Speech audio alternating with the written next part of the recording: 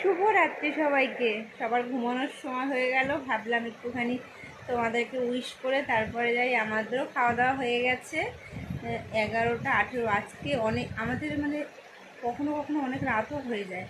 তো ভাবলাম যে একটুখানি তাড়াতাড়ি যখন খাওয়া দাওয়া হয়ে গেছে তোমাদের সাথে ক্যামেরার সামনে একটু কথা বলি, কারণ আমি একা ঘুমালে তো হবে না। ওদিকে একজন খেলা দেখছে, এদিকে একজন পিসিতে তার মুভি দেখছে। তো আমি আসলাম তোমাদের সাথে একটু ক্যামেরার সামনে কথা বলার জন্য। যখন মার বাড়িতে ছিলাম, মানে যখন আমরা বাসন্তীতে থাকতাম, তখন রাত 9টা 9:30 বাজলে ওখানে রাত, ঠিক আছে, মানে 9টা বাজলে মানে খেতে হবেই। এখনও মার বাড়িতে যখন যাই 9টা থেকে 9:30টার মধ্যে তোমাকে খেতেই হবে, মাস্ট খেতে হবে, কিছু করার নেই।